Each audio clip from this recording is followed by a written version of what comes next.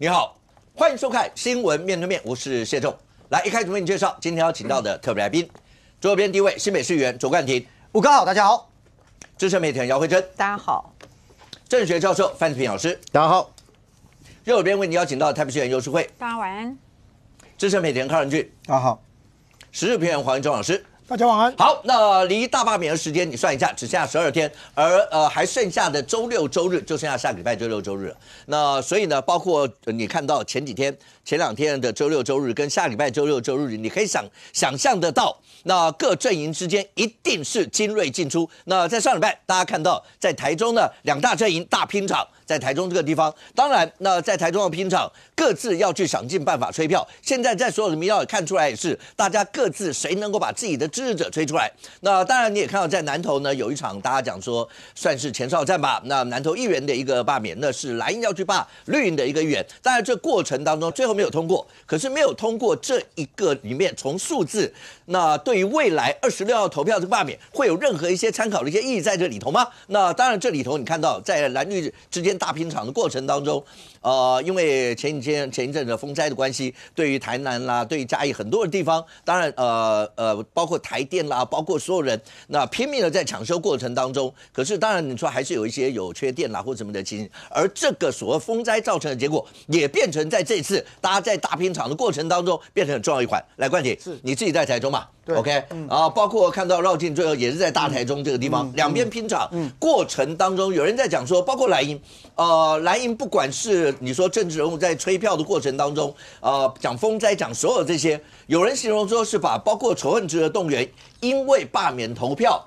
要吹自己的，是一定要用所谓的仇恨值的动员吗？没错，其实台中市长卢秀燕过去被大家称为妈妈市长，那我们也曾经就是辅选过团队，然后也跟他打过选战嘛，就他永远都是温温的，然后呢不会触碰很就敏感的政治攻防，是他过去的形象，可是这一次为了大罢免，感觉整个变了一个人。这几天其实卢秀燕是重大失言啦，他在那个造势的时候出来跟大家讲说，叫那群什么鸟的去救灾。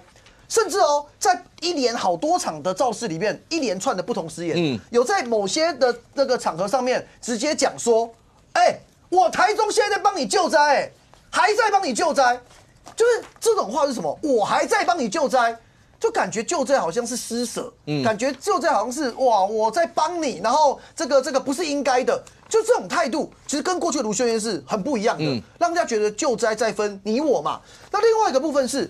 卢秀燕她这一次甚至直接的去点出了说，她把自己当总统嘛，她就直接讲说，来那个我们说民进党的党公职，我帮你们分工，那么党工要去哪里啦，县市首长要去哪里啦，政务官要去哪里啦，开始一连串的点了一堆，其实这是失言啦，目前为止还没有听到卢秀燕对这些失言的回应，这是很不宜的。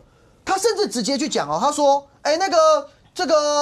赖总统啊。就是那个民不聊生，包含什么嘉义、台南、屏东、高雄啊，家乡都泡烂了。然后呢，台南出身的赖总统却没办法帮忙，就是说赖清德没有去吗？那就有去，他的态度是赖清德总统没去现场，没有在指挥，国军没有帮忙。可是我先讲，国军第一天就去帮忙，那总统其实一连也去会看了很多次，我们新闻都有看到，至少2次以上嘛。光是在台南，第一次7月8号，第二次7月11，那。他现在卢秀燕面对最大的问题是，其实台中自己没有处理好。我过去在台中服务蛮长的时间，前后待了也快10年的时间，就这跟我认识的卢秀燕很不一样。为什么我会这样讲？7月4号的时候，台风还没进来，台中已经淹大水，这也引发了相关的政治事件嘛。后来民进党的台中的市议员去会勘，发现水沟有一些状况，台中市政府有一些说法，可是以降雨量来讲，没有比去年，连去年比都没有比去年多。那过去没有淹的，今年淹的一定是出一些状况嘛。可是卢秀燕她的政治决断是什么？是在7月4号台风来之前一天淹水，7月5号去帮赖士葆跟林佩祥去助讲。辅选到了晚上，后来台风变大了之后，才把罗廷伟的取消。那取消后 ，OK， 可是面对后来台风中南部有灾情，他的状况是。711、712、723连续帮吕玉玲、鲁明哲、黄建豪，然后战斗蓝晚会李彦秀、王宏威、徐巧芯、洪孟凯、黄建豪、廖伟翔在助讲。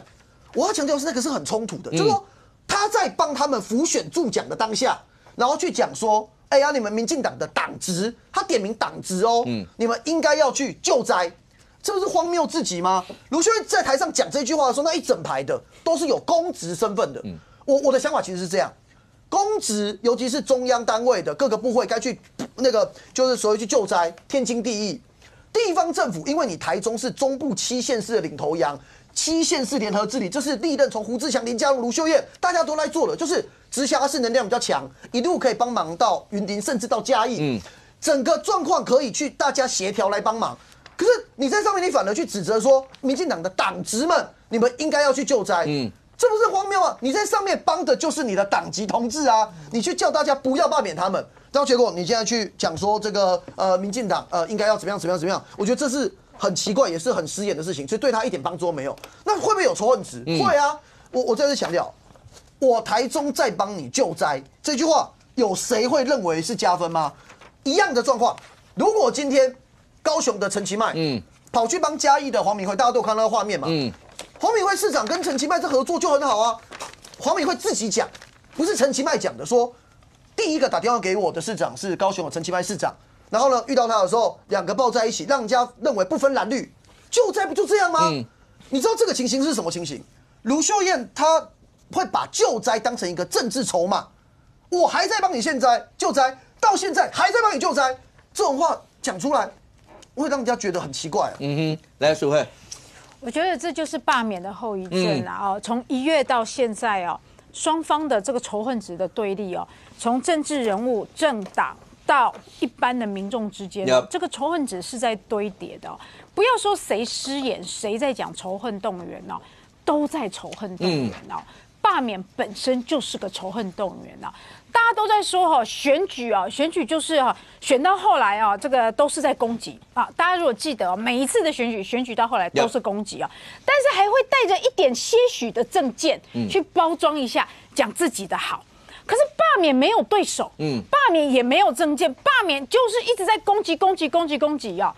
你说罢团啊，你说曹新成没有仇恨动员，曹新成病毒啦、消灭啦，什么东出来了啊！柯建铭还说活罪难逃，都出来了，死罪可免，活罪难逃都出来了，要用100条刑法100条，不要以为罢免完就没事了，什么话这个。半年台湾已经处于一个非常非常仇恨的情况了。所以刚刚说卢秀燕失言，谁没有失言？大家也觉得赖清德总统去这个看灾的时候也失言叫社区自己互助啊，那大家就看到那个社区里面一个7老一个80，叫7老跟80的老先生老太太互助啊，他们就跟总统说啊，我们就是老先生老太太，我们就是搬不出来，才希望总统能够来帮助我们啊，结果总统又说你们自己互助所以我觉得大罢免到现在大家就会觉得说，那正事有没有在做？关税、救灾。打诈有没有在做？还是说整个社会的能量全部卷进去，在这一场大罢免里面？这个是我觉得大家去深思的一件事情。所以我们现在一直在深究一件事情，就是政治人物在哪一个场合有没有失言，有没有讲仇恨动员什么的。酸个鸡嘛，罢免罢到现在大概恭维都就拍听没有一个人在讲好听话了。这就是我一直觉得罢免的后遗症不是到罢免那一天投票就会结束了，这个仇恨这个伤口还会延续的。所以你觉得，包括不管是卢秀燕市长啦，或这些过程当中的那些言语，有失言吗？你自己觉得？我觉得这就是罢免到了今天为止你说是情绪的堆叠又或者是那个场合的使然，又或者是大家都在吹支持者的出来你看，为什么曹新成的讲话越来越辣？为什么？没有办法那为什么总统到最后真的要出来讲团结实讲？总统的身份都要出来了，那就是大家都在催支持者出来讲话。就像刚刚冠廷讲的，过去卢妈的讲话都是非常的温和，她的8年市长每一次的讲话都是尽量不要碰政治，都是讲政策。但是为什么他现在的讲话？火气越来越大，温度越来越高了，大家都要把支持者给吹出来，在这一场罢免里面，因为这就是罢免的特性，就是要动员自己的基本盘出来。好，那现在基本盘每一个政党的基本盘都一样，火气已经到临界点了，仇恨值已经到临界点了，这就是罢免战的特性。您刚刚讲的所有这一段，我可以把它解读成会搞到现在这个样，大家对立成这样。你觉得是从绿营开始要发动大罢免？因为绿营告诉你那是民团要罢免，可是现在蓝绿对决之下，可以说是绿营，你们觉得是绿营把整个国家仇恨搞成这样吗？我觉得哈，现在再去说哈，谁发起的哈，已经没有意义了啦，已经没有意义了啦。哈，我只知道说现在社会的仇恨值真的很高。你看哈，这些支持罢免的人在网络上哈斩首的哈、枪毙的这些字眼哦，平常会用吗？正常情况之下会用吗？你说我们政治人物走在路上不会怕吗？是不是？万一真的有一个情绪激动的人走在路上，好拿一把刀怎么样？我们会不会怕？我们也会怕啊。你知道我们有一些立委真的申请随护，所以你说这个状案，如果他真的是因为一时情绪，他干了什么事情之后，他也会后悔啊。那这些都是因为一场政治活动所造成的。来，观点是因为这个罢免搞到社会对立仇恨成这样吗？我先讲卢秀燕部分。卢秀燕就是为了要找到打击赖清德跟民进党政府的点，所以口不择言嘛。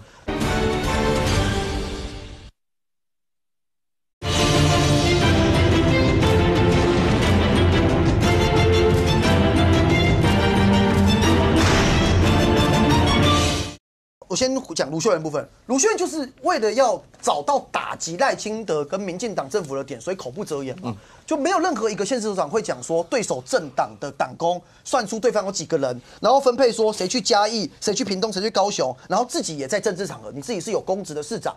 如果我换个角度，卢秀燕如果今天是正常的状态，他可不可以，比方说他揪张立善，揪彰化县长，然后他真的就不是这个政治活动，然后跑去现场去协助，你真的你骂起来比较有道理。你今天在政治场合，然后骂别的这些公民说是什么鸟什么样，这个不好，这就是失言嘛。这个其实也不用大家也不用 argue， 对他没加分嘛。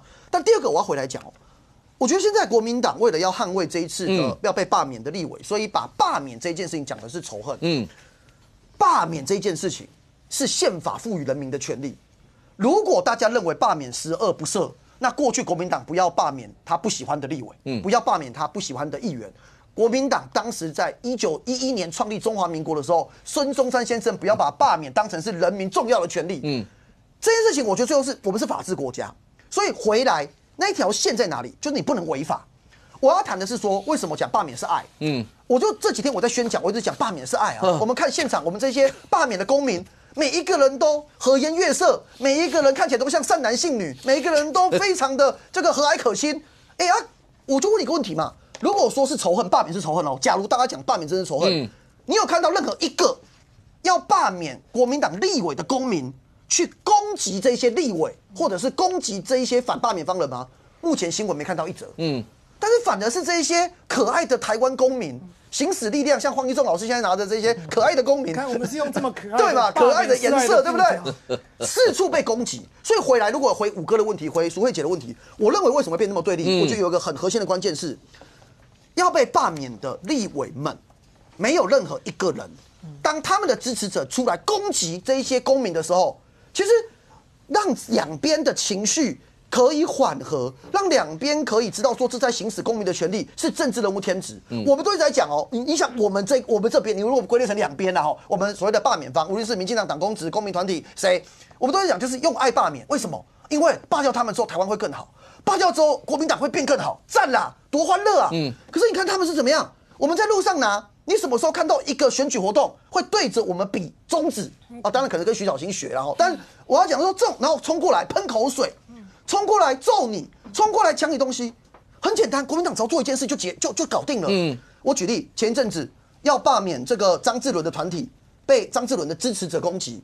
其实张志伦委员只要出来讲一句说，我们两边都不同意见，你们继续支持，不要罢免我。可是请支持我的人不要用暴力去攻击对方。这不是很棒吗？有吗？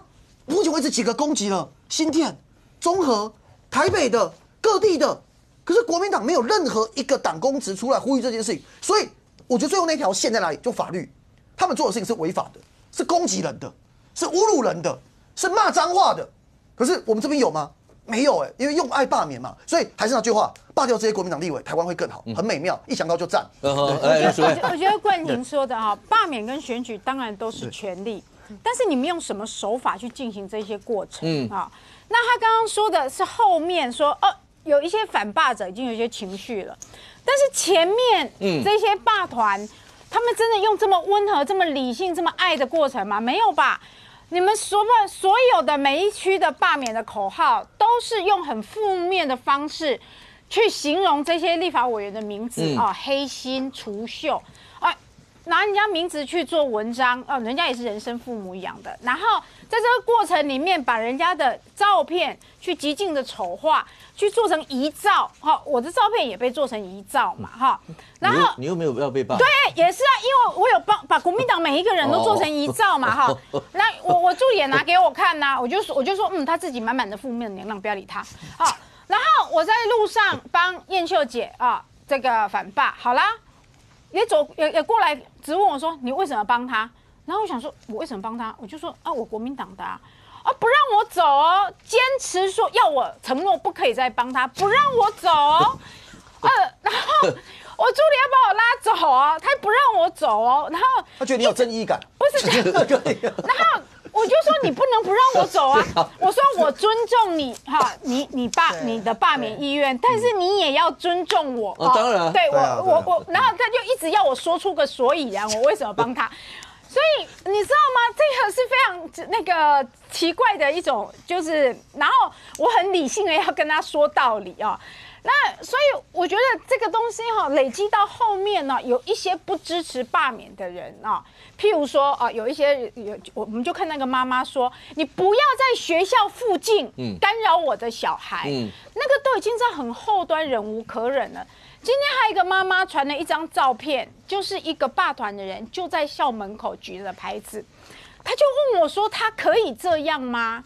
那我就很遗憾的跟他讲虽然观感不好，但是依法令他没有不行他就站在学校门口那是因为那是人行道，他没有进入到校园里面可是他妈妈说我真的不希望他来干扰，他说小学生又没有投票权，他为什么要这样呢所以其实我觉得每一个人他当然都有他的自由但是有很多人心里是不舒服的但是我们也不可否认有一些很强烈的这个罢团的人，他是很强烈的要去推销他的主张他的这个主动性或者是他的这个行销性是非常强的，我不想说侵略性了那对于一些比较没有政治倾向的人，他会感觉被侵略到了，或者是说他会觉得非常的不舒服那这也都是不可否认的那对于我们政治人物来说，我们都习惯了我甚至看到罢团人，我还去跟他讲说辛苦了然后我跟他们跟李彦秀的跟罢团人说不要吵架各发各的文宣一个发扇子，一个发卫生纸刚刚好对，可是问题是说真的，在很多地方他们是会吵架，会吵架的，所以没有你说的那么说的这么爱与和平啦，真的没有啦。OK， 会这样叫什么？我觉得第一件事情就是说，你说有没有对立？其实有的，像我那一天跟我一个朋友聊天，然后他年纪比较小。他大概30几岁左右，而且他们都是那种工程师。他就说他的群组里面有同学，大学同学，就有的非常白然后有的是很绿，就两个开始吵，而且我就觉得，怎么会是白的跟绿？对，怎么不是蓝跟绿？他说，蓝的好像已经心死了，所以就很妙。然后呢，就两个吵，然后吵之后，他说现在因为那个年纪没有蓝的支持者。对，你说工程师30几岁工程师基本上蓝的支持者很少。对，所以这就有趣了然后反正就吵。他说他说以前他们有个默契，就是大家不要谈政治。他说现在感觉上就是不谈政治，这个默契好像就没了。所以确实你说有没有紧张，是有紧张。可是你要回到一个原点原点是什么？就是说为什么青鸟大所谓的青鸟或是一般的公民团体，为什么放着好日子不做不过？你要那个风吹日晒雨淋去那边，而且还被人家骂，被人家比3字经干嘛？他们假巴雄赢干嘛要去做这件事？那不是就是因为去年整个立法院蓝白联手的一个扩权法案，把大家激怒了，而且最重要一件事情是觉得好像我们台湾有点不保了。所以他们才会用这样的行为来做这件事。第二个，他在一个公开的场合里面举牌子，然后喊就是说就是大罢免、大成功，这个其实没有特别，就像全家什么一大堆，然后福利熊福利，人家也是这样做啊，他是同意熊同意啊，对那一类的。我的意思就是说，好像。这样难道你要是说，那你干嘛全家一天到晚在放这个，让我觉得很烦吗？没有啊，这个不是就是他只要在法律上允许的范围里面做这件事情，你不可以说因为你自己跟他立场不一样，所以你觉得很阿杂，你觉得你被侵犯了，所以你就对人家这没有。慧珍，可不可以请问一下，你刚刚特别提到你说在那个群组里面那个白银跟绿营之间，因为这就是为什么媒体这样讲，因为蓝白之间的合作，蓝营尤其那24席的委员对于白银，尤其像黄国昌主席他们的希望能够力挺，对，因为两个啦。可能因为柯文哲主席的关系，所以你看一般的民调里头，白银的支持者对于执政党的那个不要讲仇恨值，那个不喜欢的程度，对，可能还大于蓝营，有可能会有一些数字看出来讲。那白银如果要愿意支持的话，罢免可能差个1%、2%、3%就很多了。对，可能都会影响到大局。所以只要有人来愿意，当然都会这样。对。上个礼拜大家都在讨论，包括像普发1万啦，所有这些事情，然后普发1万跟台电补助那件事情，那时候不是传出来说上礼拜国民党中常会朱立伦主席有没有讲说那各退一步啦或什么？结果后来讲说没有，从来没有。国民党对于那个寸土不让，从来没有过台电补助的内会。好，但是不管怎么说，这在蓝营跟白营之间，是不是有可能因为那一段有媒体报道说差一点因为那样搞到大家都不要合作了，会这样吗？我觉得事实上这样讲好了，白银到底是不是认真的来帮助蓝营？我觉得这是个好问题耶，因为我觉得大家会很多，反而是很多蓝营原本不喜欢黄国昌的，因为黄国昌以前骂过韩国瑜，以前骂过傅昆萁，以前骂过非常多。最近有一些好多大和解哦。啊，对啊，真的，那个白银跟那个有包括黄国昌馆长，然后跟蓝营的一些人，菜贩什么菜，对，所以哇塞，就对，所以你就会有时候活得够久之后，就会发现哇，就有时候敌人的敌人就是朋友，这句话还蛮有道理的哈。就是说，看你现在最大的敌人是谁，可能对于他们现在来讲，最大的敌人是绿所以这个所有的一切都可以化干戈为玉帛过去宛如昨日死。可是我觉得有趣一件事情是什么，你知道吗？因为黄国昌他以前，我觉得蓝营的人不喜欢他，因为觉得尤其是比如说韩粉的人，就会觉得说你把我们韩国瑜那时候在选总统的时候，你敢攻他就拍天啊，而且还在人家在杀死他，人家岳父都骂进去了。结果现在那些韩粉竟然开始跟我称赞黄国昌，然后我就非常讶异，我想说，因为我都会先问嘛，可是这个很好玩，因为我太常做检测，所以几乎我会做相关民调。他们这些人问到后来很多都是韩粉，那我就会问他说，那你是韩粉，你会不会去投反罢免？结果他们竟然说不会，为什么？嘿，有趣了吧？为什么？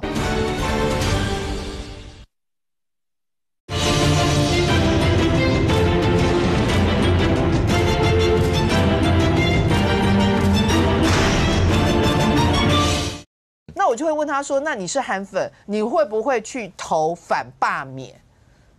结果他们竟然说不会。为什么？嘿，有趣了吧？为什么？因为韩国瑜不是在最近每个场子，韩国瑜都已经是主力中的主力了。好，他们会认为说，你的比如说徐小新的种种举措，那比如说你的那个其他的像郑正前这些动作，他就觉得就是他是支持蓝。但他不一定支持你，所以你被罢掉了，他想说没关系，补选我特等了得喝，所以他就不会想去投2次，他就会觉得说没关系，所以他们就不会去投，反正我是韩粉，我是支持韩国瑜，韩国瑜有没有被罢免，所以没有办法转换嘛。我听说韩国瑜在台上，如果要声嘶力竭的看这个人说，因为韩国瑜有很多金句，最近他又一堆金句，不好意思，因为太多了。那我的意思说，他就算在场子上挺这些人，没有办法把他的支持者做这样的一些的转换吗？我觉得呢，最重要的一件事情是有一个东西没有办法被克服，我就不支持这个罢免行动啊，所以我就不去投票。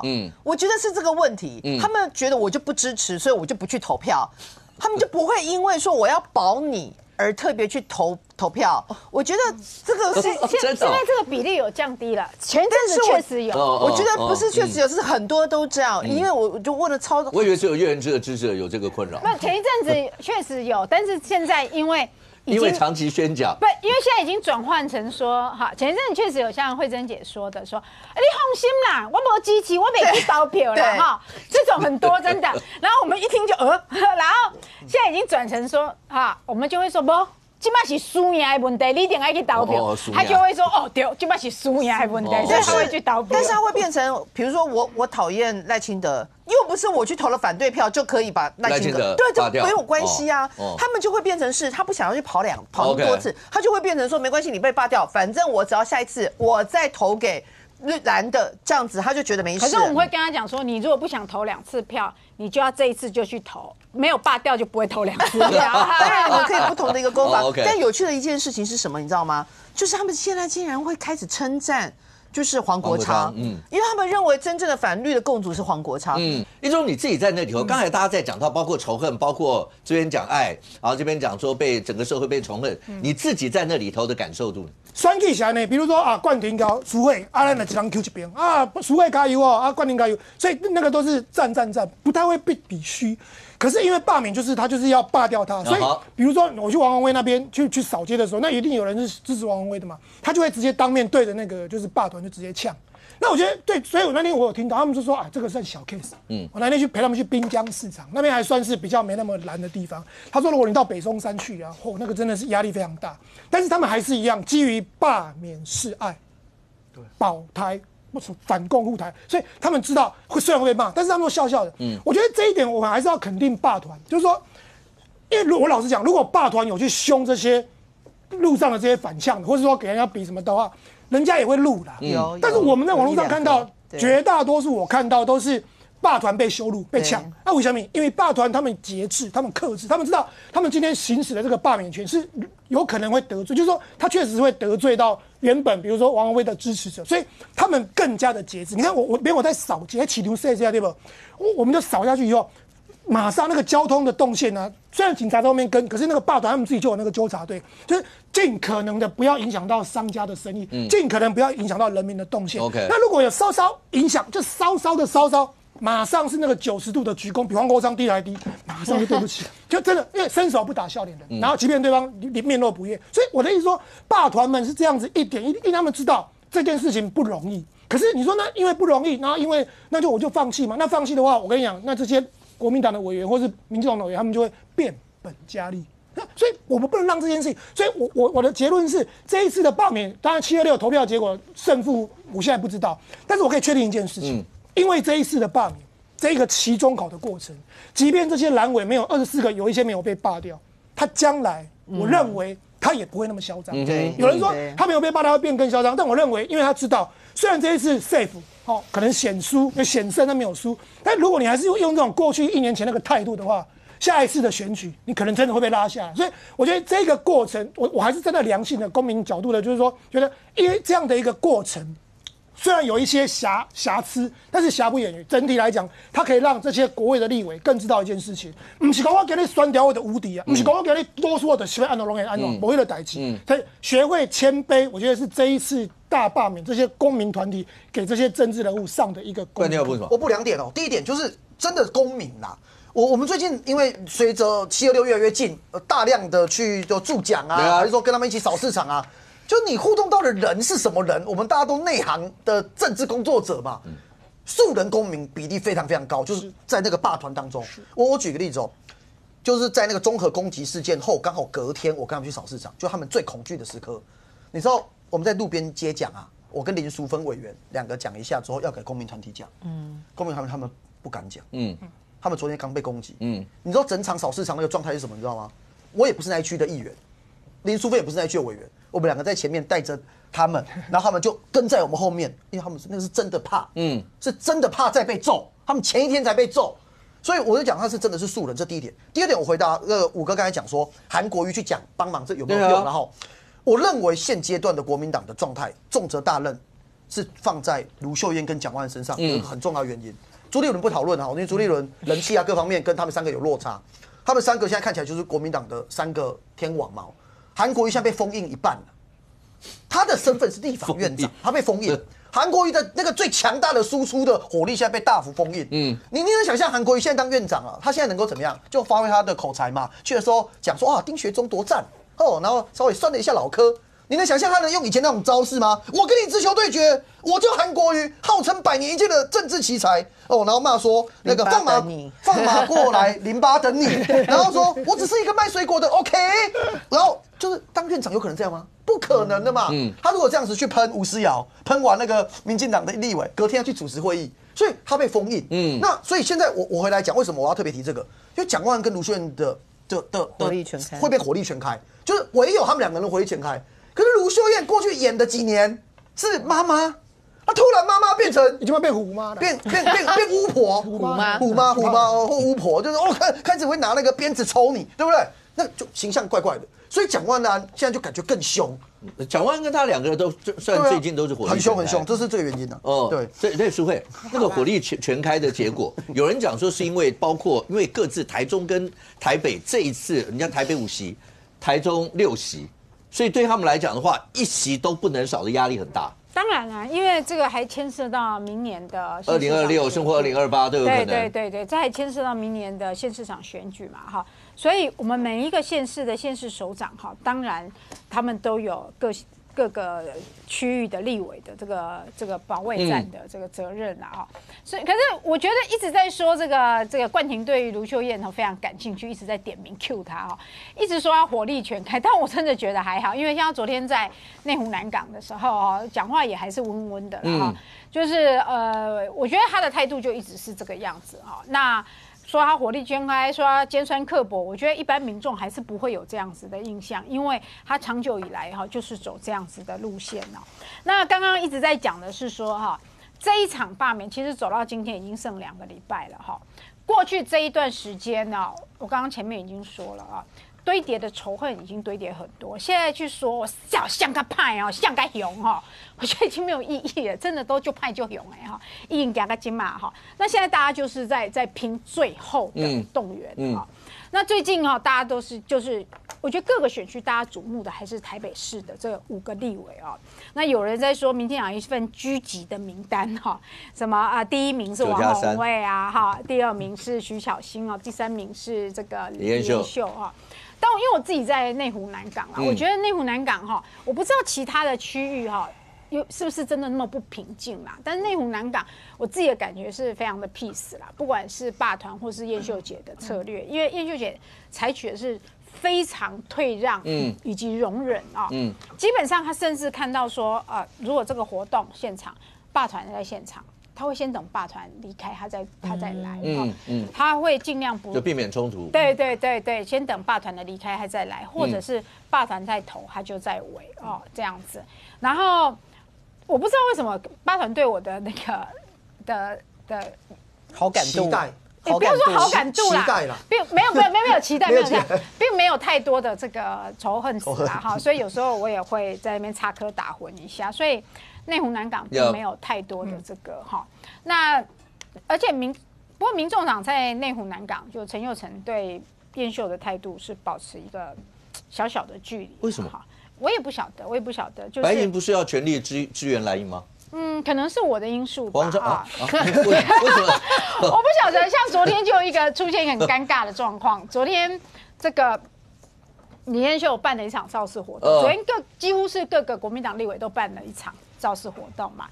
那陈佑成有来，但是陈佑成来的同时，他也带了大概30-40个小草来嘛，哈，然后特别要举了一个柯文哲清清白白在那边传在那边等我，这样，对，然后只要我经过，他们就大喊柯文哲清清白白。那我一开始也不知道他们在传那弹我，一开始我也不知道他们在干嘛，我以为也是国民党人，我还过去打招呼，结果就突然被柯文哲清清白白这个吓到，因为你是召集人，对，我就想，那你不错，你一个人就号召了40个过来。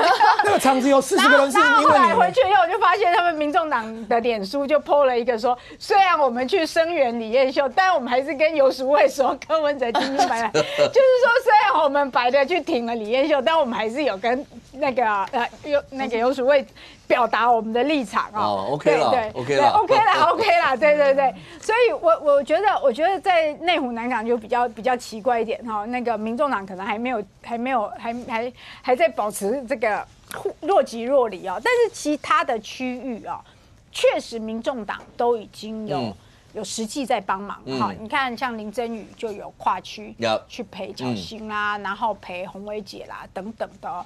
所以在这一层里面，我相信黄国昌是有下令的。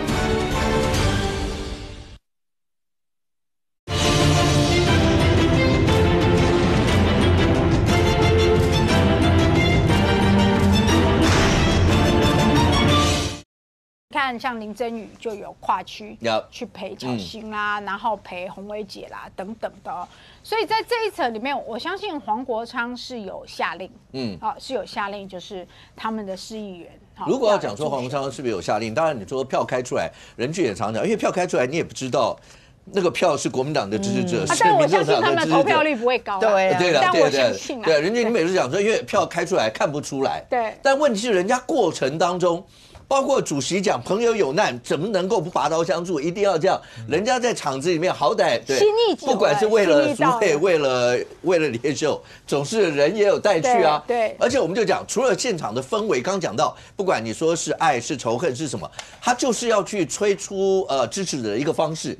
推出支持的方式很多，像从上礼拜开始，我们不是讲那个普发1万块钱的决议，跟台电要不要拨补这件事情，那已经是变成因为可能一个不管是政策也好，立法院的最后的法案的决议也好，它都有可能会牵动到一些支持者或者反对者的一些的心情啦，或什么都有可能会这样。好，譬如说普发1万块钱，这个对。那个是罗明才委员吗？有没有？我以为你们今天会有人会带1万块钱来算，你真的有吗？因为你真的有吗？我们通报费还没有。刚刚你1万块是什么？10个，1、2、3、4、5、6、7、8、9、10个1000块，就是100个100块，就是1000个10块。这不是我开玩笑，这是罗明才自己讲的呢。对，真的是，所以这就是罗明才的数学课。他是跟大家讲完这个东西以后，我觉得就我看了你知道网友说什么？你知道吗？这个很像什么？你知道吗？看到去9点。没有酒店小姐啊，就是几个看来这要去贴吧你就是你好有经验哦。不是我啦，范老师是这样吗？范老师是拿完全不了解，完全陌生，拿100的啦，完全不了解。100个去查市才有了。是红包场子，我们完全都不了解。对啊，人俊你看，像这些，他一定是蓝营知道这在某种程度，所以他们今天蓝营的党团在做一个决议啊。他们讲说，那普发1万，蓝营所有的立委1万块钱领了以后，全部都捐社福团体，也就表示说他们是为民造福，他们领，但是他们不会自己用，他们又会捐社福。那你也看到，就是这过程当中，包括像柯建铭委员他们就讲有没有违宪，有没有什么的，这些势必会引起一些牵引吧，要不然的话，大家不会这么在乎这些啊。非常有用。你觉得很有用？这个议中还在纠结这个10张1000块然后这个100张100块。蓝营现在说法已经不是这个，对，已经不是这个1万块的问题。蓝营现在的说法早就已经换成，如果你一家4口，你是可以领4万。1万跟4万的落差有多大？他的下一个的步骤是告诉你说，如果今天我们被罢掉了，1万块就不会再发。然后你家也领不到4万块。那个数字看起来，我跟你讲，这个对一般民众我今天中午访问罢团，罢团坦诚这件事情，其实对他们来讲有一个压力。为什么？即使我们很认真在讨论说，立法院在那一天审的叫做特别条例，特别条例不在正常的税出的范围里面，不然我就用预算。那既然是这样，过去在有特别条例里面牵扯到预算，全部都会是用举债的方式来支应。那举债就很简单，2个字大家就更好懂，叫借钱。可是国民党会告诉你说，去年有超增，前年有超增，大前年有超增，每一年都超增，你怎么可能会没钱？所以为什么会被讲说这个是一个置换的概念？可是我讲说，对一般民众来讲，他一听我厝的4个人，我在那4万块，我为什么没在那？它一定有影响。有好，所以我觉得现在对于这个罢免来讲，当然你说罢免是不是仇恨把支持者推出来？其实选举也是搞仇恨啊，哪有什么爱？不可能嘛！我一定讲别人不好嘛。我跟一中选举，我有可能说黄一中其实真的很棒，他真的很认真，但是你票投给我，我自己就打自己的嘴巴嘛。可是可以推动仇恨，而且本来就都是仇恨，选举跟罢免都是仇恨。但问题是，过往的仇恨只针对政治人物个人，就我批评你不好，OK 啊。对选民来讲，就是你是攻防嘛，反正你们两个都要选票，我当然讲他不好啊。可是这一次的罢免不是这样，他已经把那个仇恨的对象下放到一般的民众。刚刚讲说卢秀燕温温的，对，卢秀燕都笑笑的，有林佩祥也笑笑的，但林佩祥讲的那一些话语，你认为为什么大家听了会不舒服吗？因为他把那个下放到一般的民众。当林佩祥再被问到说啊，你为什么当时讲的啊？我就是讲我心里的话，我到底错在哪里？他还笑了一下。那你觉得他不够温和吗？他很温和，可是他的话杀伤力很强，所以我就说，为什么到最后会变成就是说，大家反而是支持者跟这个不支持的两边，只要看到是群众对群众。以前选举比较少看到这样啊，因为再怎么选情激烈，大家都知道嘛，那就是政治人物嘛，那就是政党嘛。不是针对说下放到族群里面哦，我今天划分你支持我，所以我觉得你看起来比较高尚一点；你不支持我，所以我就觉得你比较低端，然后我就觉得你怎么样？那个话语，你看那个话语完了之后，开始冲突其实是会变多的。为什么？因为支持者被说服了，我觉得你们就是这种人啊，所以我觉得这一次的罢免其实是不一样的。再来，您刚刚提到说我比较怕淑慧刚刚讲说，他觉得那个民众党可能投票率不会太高，会不会晚上会被出征哦？因为他们一定觉得没有，我们都已经要支持你们了哦。可是白银的这个本来就是一个我再次鼓励他们，因为要投给我看，因为要投给我看。小草听清楚，不要再出征他了啊！就说今天本来白银打的就是一个讲实话，就温谈的嘛，就是温谈的嘛。黄国昌在过往全部都不出来嘛。他真的是没有出来这个场合啊，即使什么龙兴花园什么的，黄国昌也都是后面才开始每场到嘛。那对于蓝营来讲，他自己能够扩张的选票，其实你说蓝营组织真的全垮，我也不觉得啦。就淑慧刚刚会讲说，他觉得那个状况已经不一样了，他会敢讲说，支持反罢的人不会只有嘴巴讲，他会有投票意愿，我相信他们的组织还是有在计算。但蓝营能够扩张的票数能到哪里？我不认为国民党会异想天开到说我一定可以怎么样，所以这时候有一个白银的通通都进来，他当然觉得最少再怎么样台面上面对不对？蓝白站成一线，至于投票出来之后再说嘛。可是这个再说会不会诚如变成刚刚那个议中所说的哦？说不管再怎么样，即使我罢不掉，蓝营也会有所收敛。这一点，对不起，我跟议中可能看法就不同。如果罢不掉，国民党不会收敛，而且会更加严重。为什么？因为很简单嘛。刚刚的着眼来自于是说，那你下一次选举的时候，这些立委他要不要担心？可是下一次选举的时候，还有一个选举叫做总统大选啊。那时候真的是总统大位啊。你觉得有可能在那个阶段会温良恭俭让吗？国民党现在就已经讲说，这一次的投票视之为就对赖清德的不信任呢。也就是，如果今天他罢免都没过了，你觉得国民党会到立法院里面啊？对不起，我们这个知道错了哦，我们已经会认真的思考，然后呢，我们会在这个你们要公听会，我们就公听会啊，你们要我们赶快送出来法案，我们就送出来，大家好好审。我不认为，因为很简单，我已经赢了。对于他的选民跟他的支持者来讲，他之所以愿意投下反罢免票，他一定希望你这个态度要能够坚持住。所以我不认为他会调整。因为国民党很早就已经把这个箭头对到了所谓的赖清德的身上。但回来，刚刚有提到韩国瑜啊，韩国瑜被封印哦，我其实觉得真的，我们真的理性回来看啊，对不起，可能不喜欢我的人会觉得我不够理性啊。但是立法院从去年2月1号的乱象到现在为止，我其实觉得要拆开。所以拆开的一个意思是说，第一个党团的运作跟立法委员的荒谬是一件事。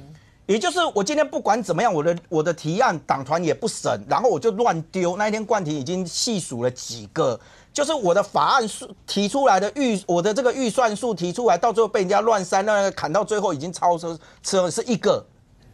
那我就问韩国瑜，你现在到处去讲说立委怎么样？难道对于这件事情你不用负责任吗？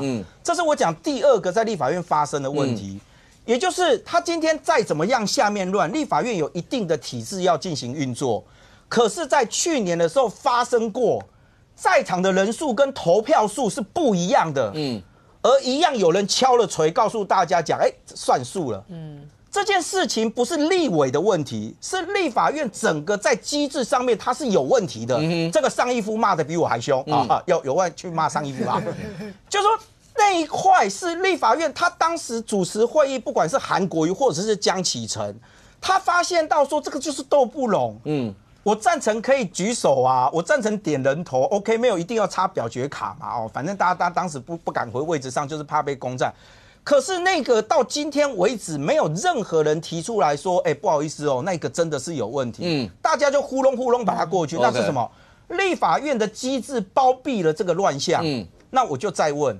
如果他的罢免没过，你认为他们会现在回来说，好吧，那我们就以后就这样？因为上次也是这样，也过了啊。所以我觉得，如果这一次的罢免对于罢团来讲，他没有成功，甚至没有去改变立法院整体的席次来说，我不认为国民党会有任何收敛的状态，因为他会告诉你，我再一次经过了民众的检验，而且你们罢免没有过。OK， 但范老师。那我讲每一次选举到最后罢免当然是你说选举的一环吧，尤其到最后几个礼拜，拼的是什么？拼的是气势嘛，拼人场嘛。因为你让所有的支持者要知道说我的气势有多旺，所以你们大家这时候一定要出来，我们是有机会的、有希望的。大概拼的都是这样。那这个礼拜看起来两边拼的就是台中场了，应该拼的就是台中场。那刚才讲到黄国昌主席、白银在这里面，包括像那时候不是讲说像是罗廷伟吗？就哭倒在黄国昌怀疑那是罗廷伟吗？应该是。然后接下来，看来他们是真的觉得黄国昌、白银能帮很多忙。黄国昌有帮台中就是市区的这3位委员，然后帮他们拍，包括拍宣传片，包括所有这些。那其实国民党里面也是战将如云啊，但是黄国昌显然对他们来说，他们也评估在这里面是能够帮得上忙的一个。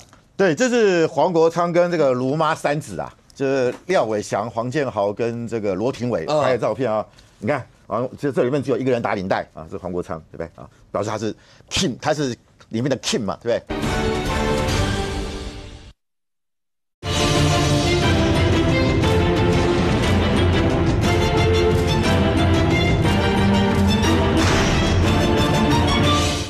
廖伟翔、黄建豪跟这个罗廷伟拍的照片啊，你看，这里面只有一个人打领带啊，是黄国昌，对不对啊？表示他是 King， 他是里面的 King 嘛，对不对？其他人都没打领带 ，C 位了。而且我觉得很奇怪，为什么两个人的手都要放在这个袖子上啊？我觉得很奇怪，这个动作，一个霸气的动作。这个在时尚学来讲的话，对，就是这种最近好像蛮袖扣，好像很有名啊，这样子权势好像权势感觉。这是表示霸气。我还以为你看那个动作，我还以为是袖子的扣子掉了，摆拍啦，就摆拍啦。然后后面还有这个，这是什么沙包吧？沙包，感觉是在什么那个健身房还是什么搏击场啊？那我觉得如果是在这个地方拍，不应该是找黄国昌，要找谁？要找馆长，对不对？馆长更适合嘛，秀出了肌肉刺青，对，要近身搏斗。那在一个搏击场穿个西装打个领带，我觉得这个构图是蛮奇怪。但是不管怎么样，你现在到台中去看，所有的看板，不管是这个廖伟翔啊、黄建豪他们讲，都是他们在这个三个立委在中间，旁边一个是谁？卢妈，一个是谁？黄国昌。所以黄国昌俨然已经是。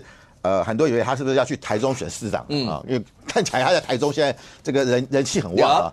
但是我要看就是刚刚大家谈到就是说，其实这个国民党的确像有变得更加激进化，跟前一阵子这个20几个这个像黄吕锦如啊被收押，然后各个党部被搜索，那个时候国民党真的我认为是那已经是奄奄一息了啦，就有点坐以待毙了。那这样这个礼拜我觉得整个火起来了。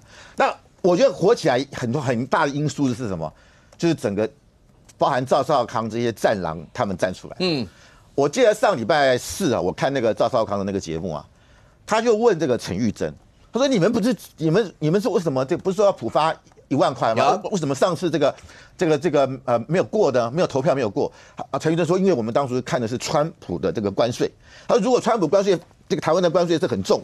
那我们这个钱就要拿来作为这个救命钱。所以表示那个时候国民党实际上还是有心念国家的。结果当场就被这个赵少康痛骂，他是骂了他狗血淋头，他说你们又不是执政党，你管川普关税什么啊？就要发就发，陈云真答不出来啊，就隔天礼拜五就通过了嘛。所以我认为现在国民党反而是怎么以赵少康这种这个所谓的战狼，还有这个所谓的这个他们变成是战主流。你看上礼拜三朱立伦不是说啊，大家各让一步，对不对？发1万块的2300亿预算，你民进党让我们过；台电的1000亿预算，请你这个我也愿意，国民党也过，对不对？因为我觉得朱立伦也知道啊，就是说第一个发1万块可以可以增加这个反罢免的声势嘛。那1亿这个1000亿给这个台电也可以降低仇恨值嘛。他是想走一个比较理性中道。那我们也知道，因为其实为什么那个1000亿要给台电？因为我们知道台电最近这个台风，台电这个有1万多个员工从花东跑来台南去帮他们建那个电线杆，对不对？那其实我们知道这1000亿是因为之前亏损嘛，因为台电都不电价没有涨很多，但是因为原物料涨啦，汽油煤也涨了，柴油也涨了，俄乌战争也有影响，俄乌战争也有影响嘛，等于说台电吸收了嘛，所以说实在对于这些在第一线救灾的这些员工，的确是他们也是很难过，因为他们也担心他们会不会减薪啊，他们明天会不会被裁员啊？因为台电也不是不会倒的啊，但是他们帮我们扛下了这个电费，就他们今天还要出力这边帮我们救灾。我认为朱立伦也是觉得良心过不去，而且台电我们知道过去是很蓝的啦，因为国营事业嘛，以前台电的那个工会多支持国民党啊，所以我觉得他有就是说的他也是良心发现。可是看起来朱立伦这个决策一出来之后，这个国民党的鹰派全部否定嘛，所以他连台电的1000亿他们也不愿意。然后这样的通过，是不是又是一个毁宪乱政？是不是又增加了大罢免的柴火？范老师，我直接让你先跟淑慧。那范老师刚刚直指说蓝营通过这个政策2点，第一个毁宪乱政。第二个，他说这就只是为了罢免，要加这个柴火，只是为了这个目的，是吗？我觉得哈，每一年的超征税收哦，都会有这样子的讨论哈，不管是过去的振兴券或者是6000呢，2022年那一年超收4000亿的时候。当年提出说要普发1万的不是国民党，是民进党。大家如果还记得，那时候民进党的立委出来开了一个记者会，叫经济红利全民共享，希望说普发1万块。那一年超收是4500亿左右，那今年的超收是5283亿哦。民进党这几年一直把这个超收税称呼为经济成果，然后就主张说经济成果就应该全民共享，只是用的名称不太一样。其实前几天我也跟一个民进党的立委聊天说，如果你们觉得这个普发现金是不好的，或许可以思考用这个振兴券或现金券，因为现在关税战，好，我们在出口贸易上可能会有一些障碍。那你如果用振兴，今年又因为日币一直在贬值的状况之下，今年的暑假台湾的旅宿业是非常差的。Okay. 那如果说这个情况之下刺激国内的旅宿业，你要发观光券也好，或者什么名目都没有关系啊，是不是你们有另外一个对岸也没有关系，把这一笔经济成果继续跟全民共享，然后变成一个预算的杠杆效应去刺激国内消费，我觉得都可以，这个蓝绿可以去讨论的，不要就一直又为反对。我不认为这一笔钱跟7月26真的有这么大的影响，因为无论如何都来不及在7月26之前发所以我不觉得说那个大家会开开心心的拿那1万块我继续投票不同意罢免，这是不可能的不可能的。如果民进党提出一个对案说我们是要振兴券、消费券，什么时候这个民众会认同谁还不一定okay. 所以我觉得这个不会是买票的这个议题，只是说大家认为这个预算要怎么样做比较好，而且过去民进党也都有提过类似的政策，只要超收税都会有这样的讨论，怎么会到了国民党提就变成毁宪乱政呢？那之前民进党也发过，民进党也提过啊，如果立法院通过增加预算都叫做毁宪的话就叫做违法的话，那当年老农津贴呢？老农津贴从1995年老农津贴的条例就是民进党的代委员提的啊，到后来2011年赖清德当立法委员之后还加码1000块，今天的老农津贴在农业部已经是一个700-800亿的预算了，也没有人说这是一个违法的，立法委员不得提增加预算的法案嘛，哈。OK。那前一阵子林楚英跟这个郭玉琴还提了一个文创事业这个利息补贴的案子，哈，这些都是会增加预算。可是立法委员本来提的很多案子就是会增加预算支出，譬如我提了一个科技执法。也会增加预算嘛，所以不是这样去解释说，民意代表不可以提增加预算的法案。淑慧，你认真听一下，因为你在讲的过程，每个人都有话要说，我也不知道，你认真听一下。范老师，因为是从你先对口来，简单回一下。这个我要讲，你说当初像这个2024苏贞昌2023年不是有发6000块吗？那个时候他是要因为是要疫后强化经济特别条例，而且那个是经由行政部门、行政院什么国发会啦、经济部、财政部他们衡量了总体，然后我们决定说由行政院提出这个条例，然后交由立法院审议嘛。现在不是反过来，现在变成立法院提的这个案子要行政院买单呢，这完全是侵害行政权，而且你没有经过完整的评估。何况本来国民党是认为说，我们为什么不要那么急，是因为我们要等川普的关税出来。OK， 就我问你，川普关税有出来吗？没有嘛。所以你刚刚说这个苏慧说这个跟那个大罢免无关，你干嘛那么急？就是因为想要用这个方式来消减大罢免的浪潮，这你昭然若揭嘛。所以我觉得，而且现在已经有人说，这2300亿，可以可以做几艘海鲲号，可以做7艘。然后我们这2天不是在这个汉光演习，那么 M1A2T 可以买621辆。每个乡镇都可以摆2辆。你原本也没有把这个超收的税说要拿去买海鲲号啊，这个就是超收的税，原本你也没有把它放在总预算里面，不要这样去比啦哈。这个就会当年老农津贴也是由立法院提的，也不是由行政机关提的，还不是3读通过了。那刚刚你提的这个防疫特别预算哈，那今天也有这个刺激景气的嘛，我刚刚已经说了嘛。立法跟行政有哪个地方先提的不重要，所以我也跟民进党立委讲，民进党也可以去提对岸嘛，大家可以有商有量嘛。好，最重要的是还税于民，不代表是掏空政府，因为钱还是在人民身上，人民会拿出来花了以后，它有可能变成营业税、营所税，不这样不叫做掏空OK， 今天民进党用的还拉一个布条叫民脂民膏，对，这叫民脂民膏，所以还给人民，这没有不对啊。第一个是说，其实目前为止台湾大概在个人所得税部分，有40几%的人是不用缴的，因为我们有很多的一些优惠什么一些双薪家庭啊，或者一些的，所以呢，这个还税于民，那我是不知道说没有缴税的人他。照你这样讲法，他要不要？因为他从头到尾都没缴税啊。那他难道1万块不要拿吗？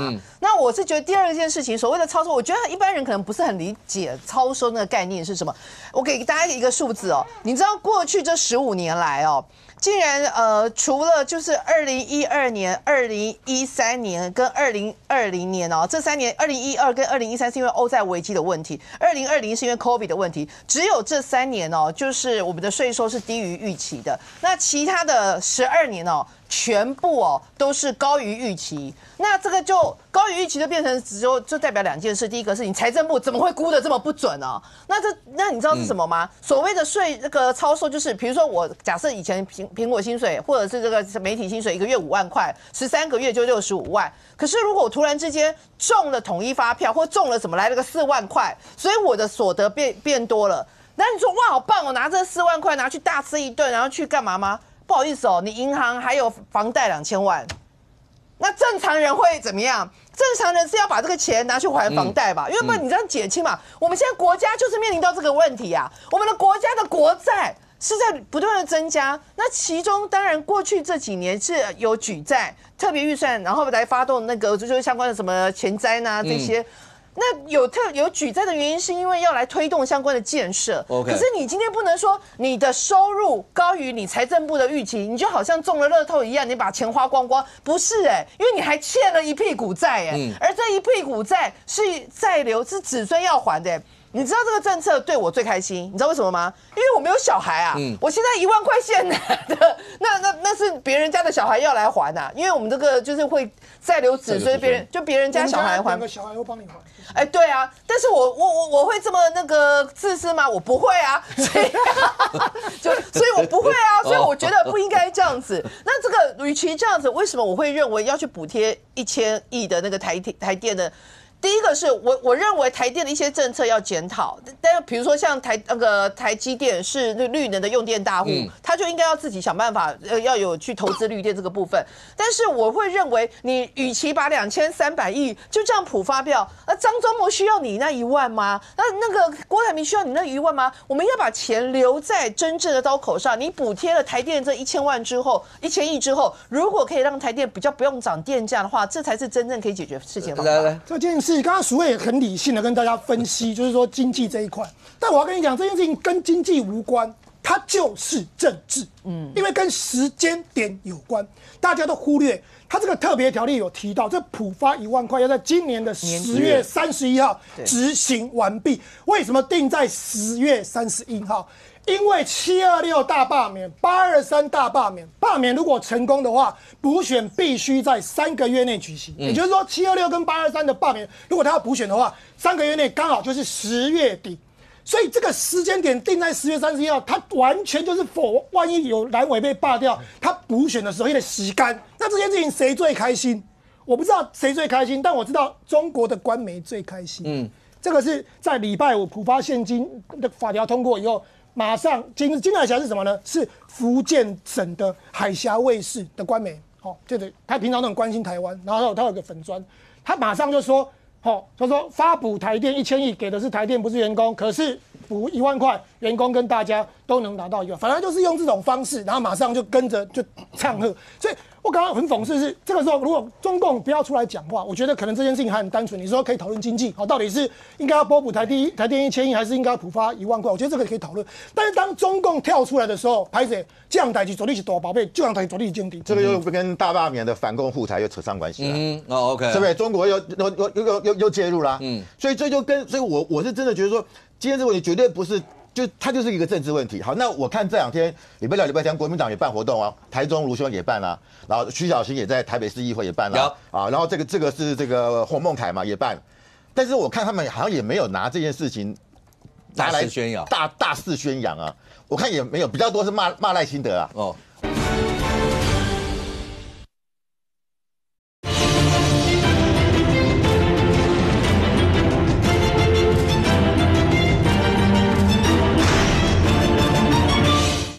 洪孟凯嘛也办，但是我看他们好像也没有拿这件事情拿来宣扬，大肆宣扬啊。我看也没有，比较多是骂赖清德啊。比方说这件事情到底对国民党的这个反罢免有没有立即的效果？我看好像也没有。而且你看国民党都是办在室内。这个洪孟凯这个场子，我看后面还很多没有坐满了，看起来是动员啊。这个椅子是还堆很高哦，是他连拿起来都没拿起来哦。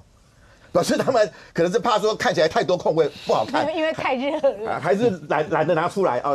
那卢秀燕那一场也是哦，就是卢秀燕刚上台没多久，到8点多就闪人了，就带队要离开了。表示说那就是一个动员的场子。那我是觉得国民党基本上目前来讲，他可能在这个大罢免里面，深蓝的我认为是很稳的，浅蓝的有一些，但是中间蓝会不会动员到，我是提问号。但是绿的这边，我目前看起来就是不管是深绿、浅绿，甚至中间绿，当然我们知道罢团本来就是白的，都是有中间的，他们动能可能会比国民党来得高。OK， 来冠廷，我不去谈发1万块对不对？但我要谈的是国民党提这个案对不对？谁教我们立法院不能提就是所谓增加预算的决议？最具体的例子，民国79年，孙运璇跟林洋港教我们的。当时行政院长是孙运璇，林洋港是司法院院长。最有名的司法官释字，大法官释字264号，当时立法院人很好，跟现在一模一样，要发钱给大家，发给谁？当时在立法院国民党主导之下，2个党国民党，他们主张要多发给公务员半个月的年终奖金，由立法院做成决议。后来孙运璇是当时的行政院长，孙运璇的行政团队有意见，提了大法官释字。当时的大法官的名单，我稍微念给大家听。院长是林洋港，大法官是翁月生、李宗生、杨日兰，这些吴庚，这些都是法界的大佬哦，也不会讲是绿的吧？哦，相信应该不是。这些真的是大佬。对，大佬，他们做的决议就是告诉大家，宪法70条明确的规范，立法院不能做增加预算的决议，所以大法官是264条，上网都可以查。这是林洋港跟孙运璇教我们的，所以不是不能提啊，是你没这个权利。不，你做什么权利做什么事嘛？卓冠廷主张首都迁建台中，卓冠廷主张总统府迁建台南，你们会觉得卓冠廷踢笑哦。但我是新北市议员，我可以做什么？我可以建议新北市政府发啊，我做了。新北市去年超增多少钱？124亿。除以新北市领400万人，一个人可以发多少钱？3000块。国民党喜欢举债嘛？我们举债100亿啊，新北市举债100亿，一个人可以发6000块，赞不赞？赞。我们提了，侯友宜说什么？侯友宜回给我们的公文，他希望偿还债务。对嘛？蒋万安台北市去年超增20几亿，民进党的台北市议员建议蒋万安发钱啊，蒋万安说要优先用在劳工。台北市蒋万安要优先用劳工，新北市侯友宜要优先用在还债。结果现在你们行政权你们有啊，你们有行政权啊，你们可以发啊，为什么你行政权不发？然后结果你们立法权没有这个权利，立法委员只能砍预算。所有的法案，立法委员提出建议之后，行政院要提案送到立法院，立法院满不满意砍，不满意砍，然后满意过，这是权力的分治嘛？就怎么搞到现在大家只去想说，哇，这1万块我要不要拿？哦，拿了好爽，废话，你给我10万块我更爽，给我100万我最爽。不，你没有这个权利做这件事情，所以这为什么叫做毁宪乱政？这就是我这一次的发1万块，就是这一年国民党的写照，他做了他权力不能做的事情。最后一个我要提，发钱要时间。为什么好死不死给我定在10月？我最后讲一个，这叫政治判断、政治决断。10月是算过的，10月是补选，就补选啊。补选前会发生什么事？因为依照那个大法官是264号规定，我们行政团队根本不用理这个法案。对啊，你不用提释宪的啦，以前都释宪过了啦，我就不编就是了嘛，我不能编嘛，因为你提了一个从头到尾抵触宪法的一个法案嘛，我没有编这个预算的义务。所以我跟大家报告，10月份会发生什么事？国民党立委补选的时候就跳出来讲，你看，国民党的我提了法案发1万给大家，10月底快到了，民进党怎么不发给你？这是精心设计过的。我觉得发不发大家可以讨论，我赞成发100万给我，好不好？给我卓安廷个人，不是大家觉得我踢笑嘛，没意义嘛？你这样就不对了，不对吗？你也应该顾到大家都要有，大家都要有，对，就是我都发钱嘛，不，所以回来核心我要强调的点是说，你的权利。有没有赋予你这个权利做这件事情？你是行政权，你可以啊。台北市长、新北市长要不要先做？好，那回来讨论就是发1万这件事情的政治效益。这件事情本身，我相信台湾大部分人都会认为说，有一些很辛苦的人，他多拿一些钱是好事。但也许张忠谋、郭台铭拿这1万没意义。大家可能会这样想。所以普发是不是一件对的事情？我觉得可以讨论。可是因为726马上要到了，对啊，我觉得现在是2股力量在拔河，就是国民党确实在立法院3读通过之后，无论他是不是毁宪乱政，无论他有没有这个权利，在地方其实我要跟范老师讲一下我的看法是，其实是有在宣传，他们在社群上面是有大力在贴说我们帮你争取到这1万块。那这个事情我自己接到了 feedback， 在第一天通过之后，当天的下午通过，晚上我同仁在办公室加班。一个晚上接到5通办公室的电话，是晚上我的下班时间，都是在骂国民党。我的这个以我办公室的比例是非常非常高的，就是我觉得选民还是很多人知道说这个叫做政治买票，跟我未来领不领得到，跟要不要领钱是2件事。那我觉得这个东西会滚动调整。我讲滚动调整是说，726其实选举完之后，他们打这张牌明明是错的一件事。我讲错不是说发1万哦，是没有这个权利而做这件事情。他会有一个检视，那5个726的罢免也不是唯一啊。如果说比方说726，假如最后叫做罢掉，假如叫无息，假如叫无息，你说那个刀就啊，那你就算补选全赢，我如果那个还要才差1席，会不会大家会不会那个反而更有那个士气去后面？我觉得这都不一定。所以我觉得就是我们只是纯10成726、823，然后到10月份，它的这个时间其实还很长。我觉得这两边在宣传上面一定会去各自的跟选民沟通。那我们的沟通点很简单，对，就你没有这个权利，怎么会他开一个空头支票给你嘛？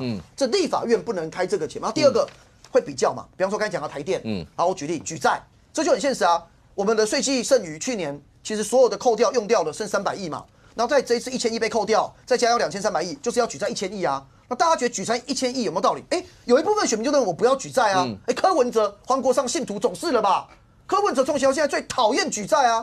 我觉得跟小草就沟通嘛，就是你们最爱的柯文哲主席。就告诉大家不要举债。柯文哲最痛恨补发1万，他在4年前 COVID-19 那时候，国民党那时候就是提出要补发1万，柯文哲那时候都非常的生气，他连那个老人家的1500块都不给了。所以我觉得这一定有议题的攻防，那就看选民的智慧。我觉得这1万块其实会变成各个阵营。各有支持的各自表述。我这个周末我是去那个板桥一个昆仑公园去露天开讲，那是媒体的办的。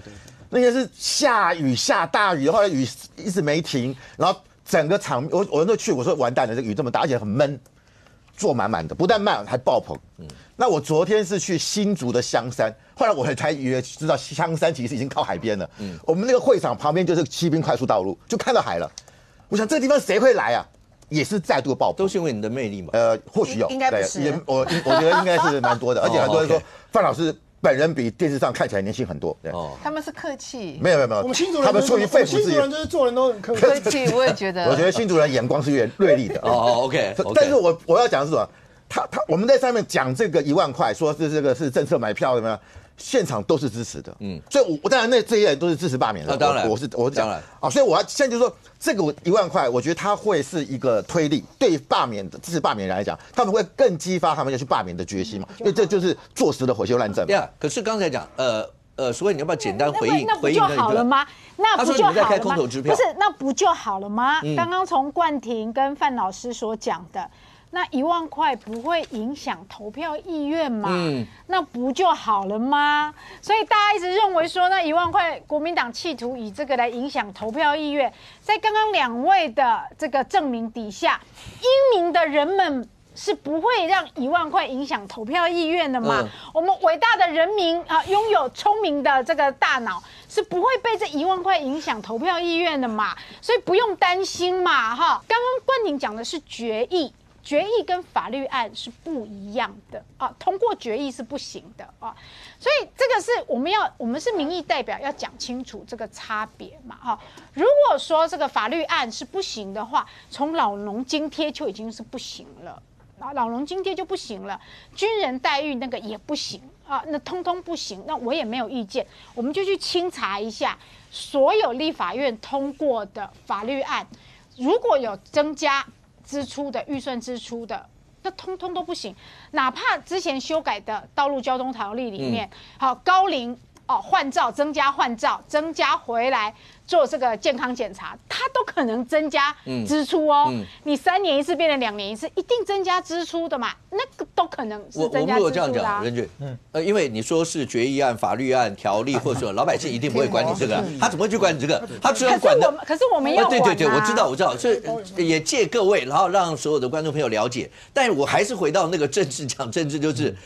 大家各自着眼点一定不是这一块嘛，着眼点一定就是什么样的东西会让大家 emoji 会觉得比较好，或我的生活，或是我在过程当中觉得你是不是买票？我补一句话就好了，我们要相信伟大的人民是钱照拿，票照自己的意愿投。OK， 所以大家才会把这件事情讨论的这么多啊，在这个节骨眼上啊。其实冠廷跟淑慧讲的都没错。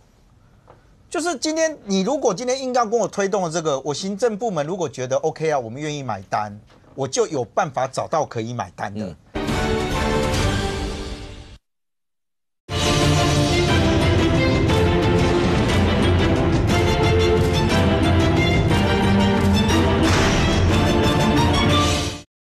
就是你如果今天硬要跟我推动的这个，我行政部门如果觉得 OK 啊，我们愿意买单。我就有办法找到可以买单的。我真的不愿意买单，那我就提释宪，我就不 OK。因为问题就来自于蓝绿都执政过，大家都不想被绑死手脚嘛。所以你说这件事情，他要谈制度哦。其实老实讲，政治还是来自于人性啊。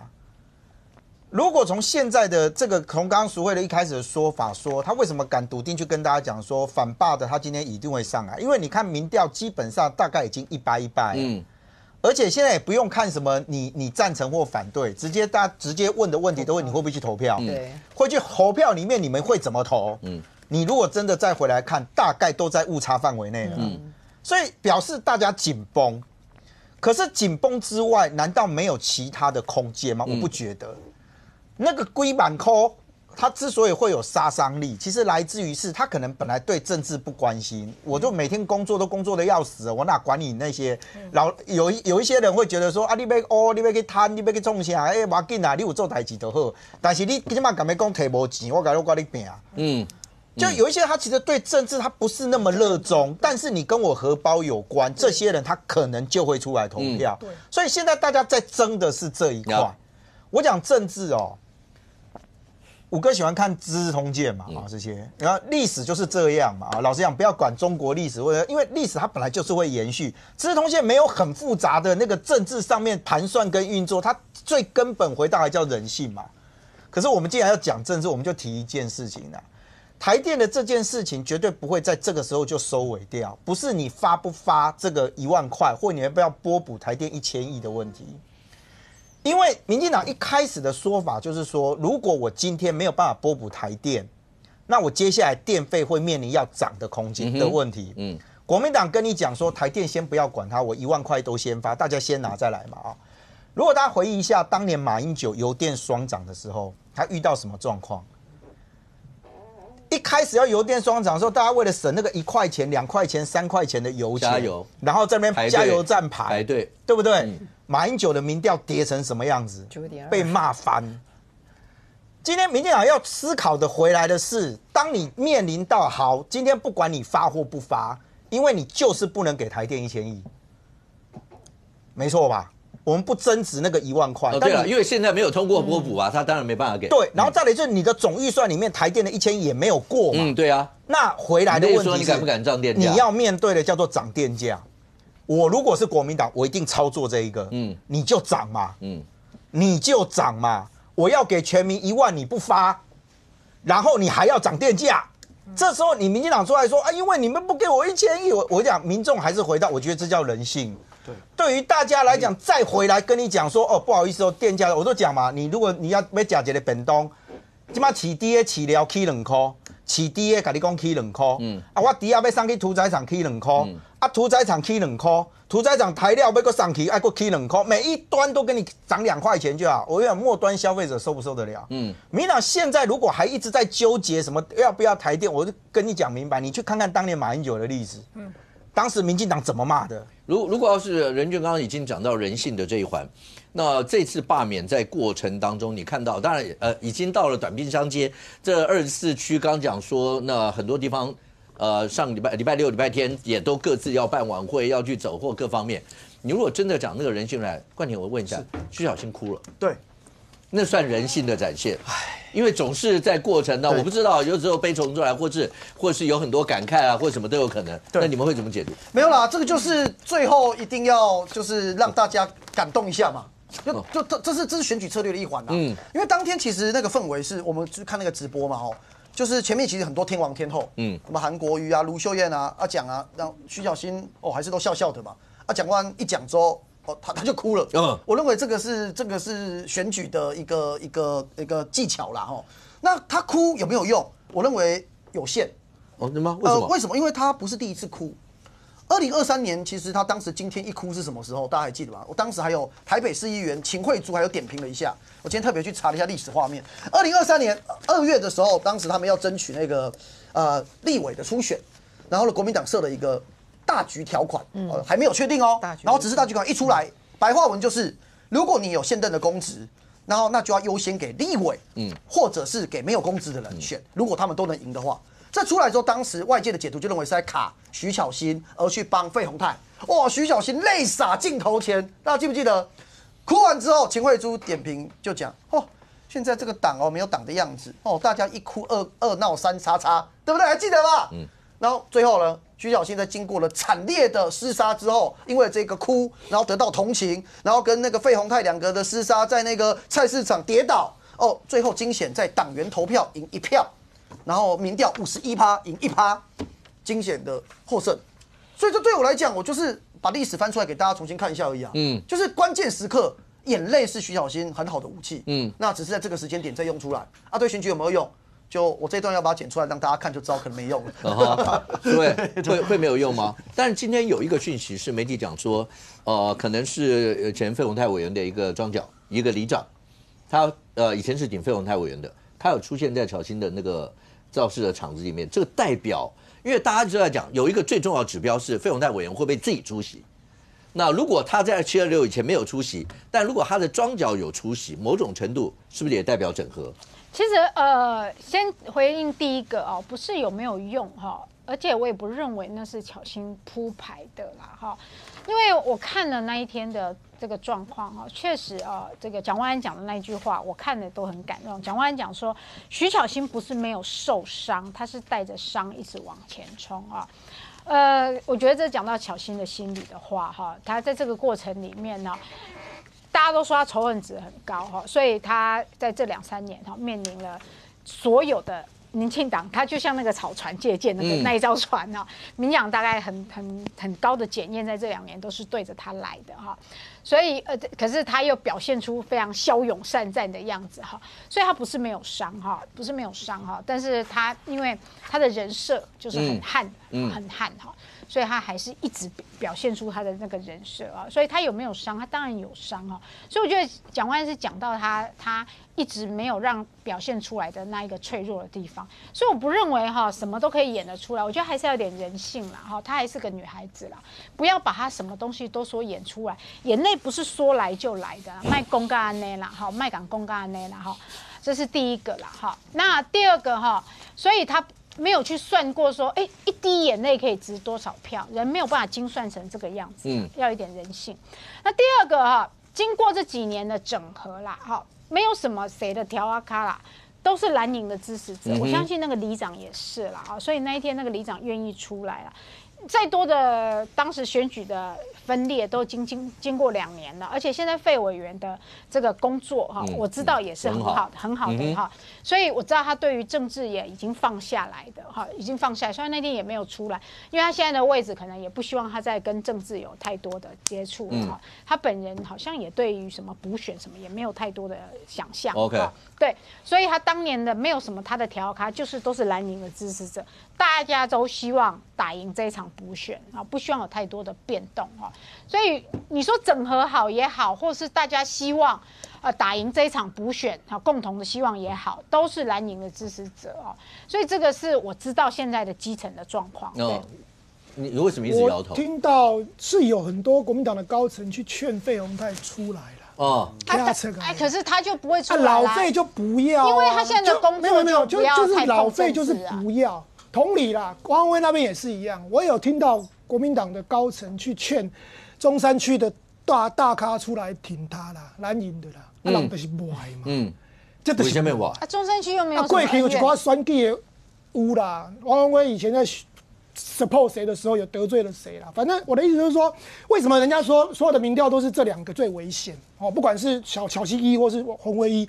黑的是交易地方过去的经营有一些关联性，那当然现在他们也知道这个已经没办法了，就是说也不可能再找他们回来了，所以现在要做法，你可以看到他们现在就是火力全开，就是拼空战、拼投票率。那至于那些没有办法拉过来的庄，就拜托他们不要出来投了，怕他们出来投同意啦，好，就是你们就是不投没关系啦，不出来投我不同意，我要给按麦次来投同意的。好，那如果要讲说，因为在这个礼拜的投票，范老师，南投那一席议员，就民进党的议员的那一席的投票，对于726这场大罢免的投票有任何指标？有人说是前哨战，但是它有任何指标性的一个作用？因为最后的结果是没有过25%，对，但是同意罢免票是远大于不同意罢免票，对，一个是5000多票，一个是12000多票吧，因为要过25%，可能要14000多票好像，那它有任何指标性的意义吗？赵少康先生在这几天的宣讲里面，因为反共这个标语是。在罢团一直加在国民党身上，说你们为什么不反共？你们亲共，类似这些。赵少康喊了一个口号：大罢免成功，全民上战场。你怎么解读？我觉得这一次的确就是双方都在恐吓牌嘛。那赵少康他已经是个深蓝的嘛，战斗蓝嘛。那我是觉得说，其实这次的这个霸团讲的是反共保台，就是说国民党亲共败台。可是我看国民党在这一块好像没有太多解释啊。好像觉得这个标签贴上去还蛮自然的。我看他们这2天造势也没有说我们没有啊，对不对？只是说赵少康用的反向是说，你今天罢免过了，中共会上来。这我不懂这个理由是哪里啊？难道我们罢免是我们台湾自己的事情啊？关你中国什么事情？难道所以这不是坐实了你中国是不乐见大罢免吗？如果罢免掉了，中国要武力犯台，那我们要上战场，这什么逻辑？那表示国民党就是跟中国绑在一起嘛？你就是共产党的这个外围组织嘛，才会有这种推演啊，否则我不晓得这个逻辑在哪里啦。我刚刚讲过，这1万块我会变成蓝绿各自归队，我觉得对蓝的也有帮助，当然有帮助嘛，但是也会让霸团的人更坚定他投票意愿。那到最后就是蓝绿的基本盘要对撞，那看谁的板筋厚嘛，就看谁的动员能力强嘛。就是2个党的这个 DNA 来做比较啊。那所以你看，政大的选研中心常有在是过去一直在做民调，政大应该选研中心算客观吧？他做了最新的这个民调，这个是在赖清德党那个什么团结10讲之后哦，民进党的支持度就是31.6%，国民党是18.9%，民众党是10.6%，所以蓝加白加起来是29.5%。这个盘目前看起来还是民进党稍微多，那现在就变成说。这31.6到时候有多少人出来投票？这才是关键。所以我觉得的确是25%不是那么容易的事情。你从这个南投这个罢免就看得很清楚了啊，就要达到这个标准并不容易啊。所以我觉得真的现在2边就是要怎么样把自己的基本盘弄出来，然后呢又能够吸引到一些中间选民来参加，否则的话，我觉得这个罢免也不能够太过乐观。OK。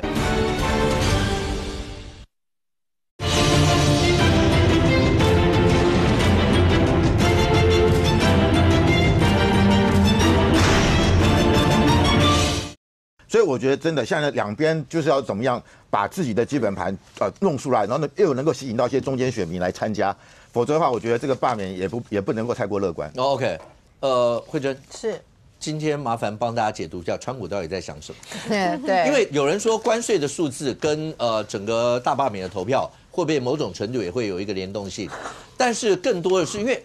台湾很多的事情感觉上都在等川普，你到底最后跟我们之间的关税到底要定多少？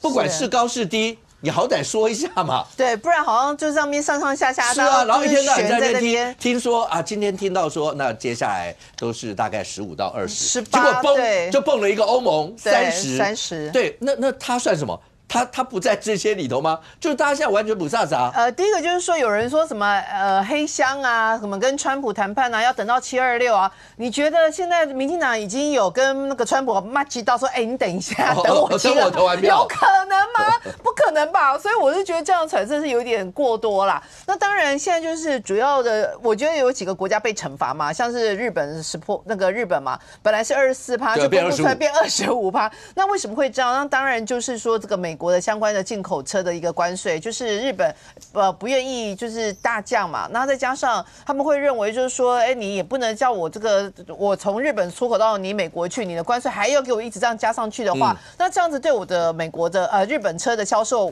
会有很大的冲击。日本的所有的一个就业市场里面有1成是跟汽车产业相关的，所以他们现在就是为什么好像感觉上日本的开始突然硬起来哦。所以你看石破茂呛了一句说拜托美国的依赖哦，那卢比欧马上就说哎呀美日关系还是很稳固啊，所以就发现有人在玩黑白脸嘛。那川普 always 就是这样嘛，就是把狠话说得很凶，然后大家再来逼你上谈判桌再慢慢谈嘛。所以包括你现在欧盟的30%，本来预期是20%，墨西哥本来也是30%，那本来是预期就是25%，为什么这2个国家现在看起来都比原本的还要来得高哦？那在欧盟的部分，当然啊，也是因为就是说他们会认为你的一个国防这个部分，你们应该要再拉高一点，然后不要好像每天都靠我美国。那当然也是希望就是说你的一些关税上，我们希望你可以调降，比如说像飞机啊这一些可以再调降的部分，好像你欧盟也没有太大的一个让步，所以他就会故意就是说好，那我就是从那个8月1号开始30%，但是到8月1号之后，有没有可能再往后？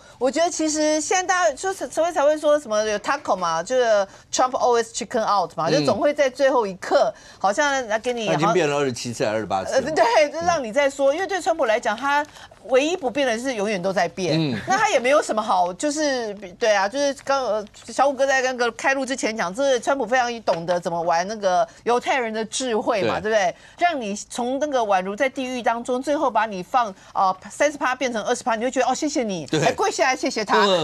我们现在台湾感觉上就是这样，我们现在已经大家都预期什么20几%起跳，如果真的现在产业界有传出一个18%的话，我们突然说哦，川普对我们好好哦，哎，拜托，他本来从0变成18%，我们还要谢谢他，哎，有没有这样子？这现在就变成是这样的状况。那墨西哥为什么会？讲到就是说，感觉25%变成30%，主要还是因为芬太尼，他就觉得说你这个打击芬太尼这个部分，还有就是一些他们认为你的这个相关的人口一直流到美国去这件事情防范不力啊，所以考虑的这边修整。那再来就是那加拿大的部分，加拿大部分好像也是20%还是25%，我有点忘记。但加拿大现在也很有趣，本来的态度就是说，你如果敢给我们课征这个30%。他说：“如果你敢给我们课征30%的话，我们就给你50%。”加拿大话也讲很凶，但现在又说好，那我们现在那个是不是要课征50%？等之后再说。现在大家都好像在玩吹牛游戏啊，5个4、6个4，然后大家在喊的样子哦。我们台湾是唯一目前为止没有开口，因为我们没有那个条件敢喊哦。对，那到底硬起来有没有用？像巴西就是这样子，因为对川普硬吹硬挤，其实这个美国跟巴西是美国赚巴西的钱就现在为什么突然之间变成是要课征那个50%，就是因为巴西之前有一点，因为巴西现在相关政策“一带一路”越来越亲中，那有讲到就有呛川普，就说川普不应该在这个这个全球的贸易市场好像有一点主宰地位一样，有点呛他啦，所以现在那个他就直接被公布就是50%，就后来那个现在川普甚至直接夸奖前总统他们那个巴西前总统，但是巴西前总统就是因为被他们自己现在的政府给起诉，好像有贪污之嫌，就说跟美国的关系有走太近的状况，所以你就知道，这所有的贸易事际上也不是纯粹归贸易，也是有政治问题在里面，也是有政治的这状况。那至于台湾呢，我觉得台湾有几个不一样的情况，就是第一个，我们都知道，川普现在希望我们台湾这边把所谓的美国车的进口关税降到0。